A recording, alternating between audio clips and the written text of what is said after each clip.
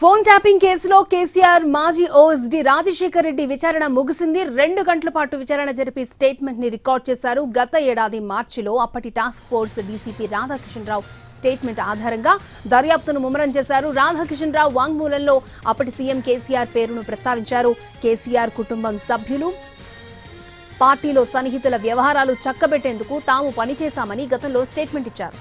దీంతో KCR OSD Rajasekhar Reddy statement ని record చేశారు సిట్ అధికారులు.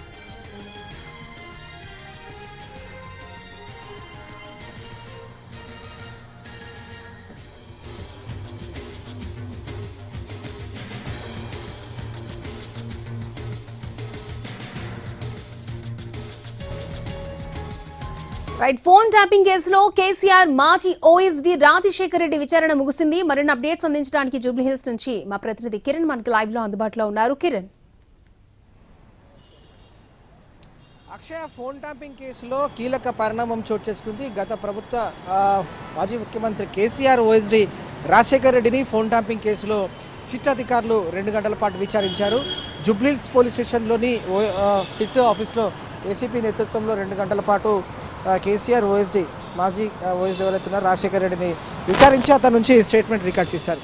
గత ఏడాది మార్చిలో అప్పటి టాస్క్ ఫోర్స్ డీసీపీ రాధాకిషన్ రావును విచారించారు సిట్. అలాగే అతని నుంచి స్టేట్మెంట్ రికార్డ్ చేశారు. సో స్టేట్మెంట్ ఆధారంగా చాలామందిని, అంటే ఇటు పొలిటీషియన్స్తో పాటుగా బిజినెస్ మ్యాన్స్ కూడా విచారించింది సిట్. తర్వాత స్టేట్మెంట్ కూడా రికార్డ్ చేశారు. సో రాధాకిషన్ రావు స్టేట్మెంట్లో అప్పటి, అంటే గత ప్రభుత్వ ముఖ్యమంత్రిగా వివరించిన కేసీఆర్ పేరు కూడా ప్రస్తావనకు వచ్చింది.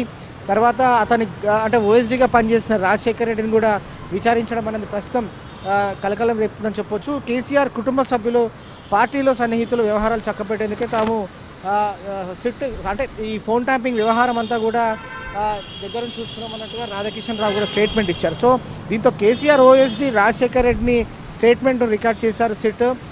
2 గంటల పాటు కూడా అతన్ని విచారించిన తర్వాత స్టేట్మెంట్ రికార్డ్ చేసింది.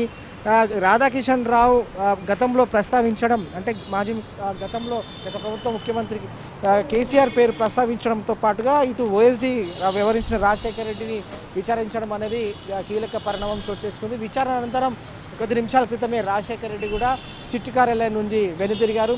ఫోన్ ట్యాపింగ్ కేసులో గతంలో, అంటే ఎక్కడైతే ఎస్ఐబి మాజీ డీజీ ప్రభాకర్ రావును విచారించింది. తర్వాత ఇటు రాధాకిషన్ రావు, తర్వాత కొంతమంది ఎవరైతే భుజంగరావుతో పాటుగా చాలామందిని కూడా, తిరుపతి రావు, ఇలా ఎవరైతే అధికారులను విచారించారో వారి నుంచి స్టేట్మెంట్ రికార్డ్ చేసిన తర్వాత కూడా చాలామందిని కూడా విచారించారు. సో ప్రస్తుతం అయితే ఈ ఫోన్ ట్యాపింగ్ వ్యవహారం అనేది కీలక పరిణామం చోటు చేసుకుందని చెప్పవచ్చు. ఎందుకంటే గత ప్రభుత్వ ముఖ్యమంత్రి వివరించిన కేసీఆర్ ఓఎస్డీ రాజశేఖర్ రెడ్డి ఎవరైతే ఉన్నారో వారిని సిట్ కార్యాలయాన్ని పిలిపించారు. 2 గంటల పాటు ఈ ఫోన్ ట్యాపింగ్ వ్యవహారంలో అతని స్టేట్మెంట్ కూడా రికార్డ్ చేయడం అనేది ప్రస్తుతం సంచలనం రేపిందని చెప్పవచ్చు.